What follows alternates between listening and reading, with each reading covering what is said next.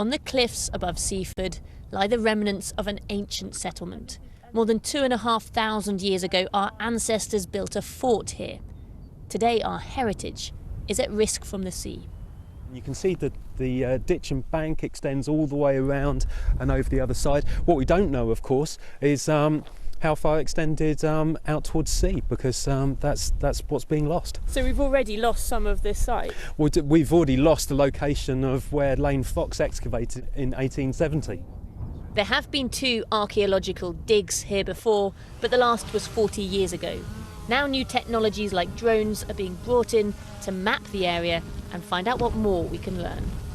What we think we found are like hut circles and pits. It would have been a centre for power and politics, a refuge to go to at times of war, a place to collect together produce from the surrounding areas. You know, it's a hub. This is the oldest part of the site, a Bronze Age burial mound.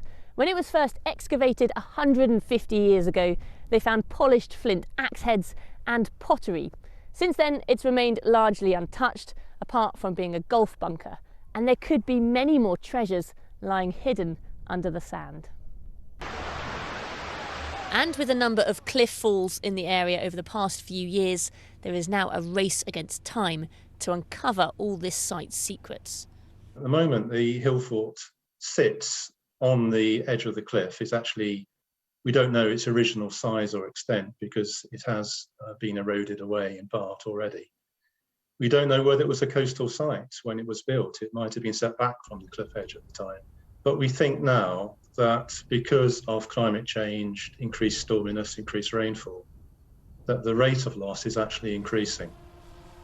The chance to study our past before it's lost forever.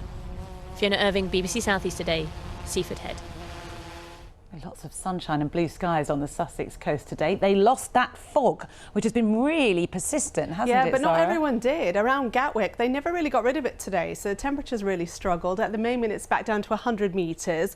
As I said to you before, we've got another Met Office weather warning, which is going until 6 o'clock tomorrow morning. And that is the story again tonight, that fog now really closing in right across the southeast. Of course, not all of us have it, but where you do have it, it's quite dense.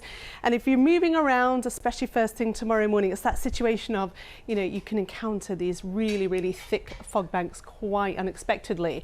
But you might have noticed that that warning running until 6 o'clock tomorrow morning is actually much shorter than we've seen through this week, because this morning, for instance, it ran until midday. And the reason is because we've got fronts moving in, and that's going to change the complexion of our weather through the day tomorrow. So it's overnight tonight.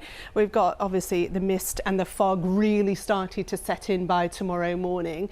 And at first light, yes, that fog is with us. The temperatures don't fall quite as far as they did last night. Last night we were sub-zero. Looks like we'll hover around or just slightly above freezing in most spots. But as I say, it lifts up a little bit more quickly tomorrow, and the reason is because we've got this front coming in from the north and west as we go through tomorrow morning. So that brings in some cloud, the wind picks up, and maybe a splash of rain, but it really clears away through the afternoon. Then we get some beautiful sunshine, which I think is more nailed on for all of us compared to what we saw today, which was a little bit patchy in places. Now the temperature's 8 or 9 Celsius pretty much as that cloud comes through, actually, because behind all of that cloud, things are going to take a bit of a tumble in terms of seeing some colder air starting to move in. But we've got high pressure in control of our weather, so things are really settled as we go overnight into Thursday and then through Friday. Yes, we are going to see that sunshine with us by day typically, and some sharp frost. You might have heard about it, people talking about -4 or -5 Celsius. Certainly that is definitely possible on Friday morning. High pressure still with us at the weekend, so we are settled.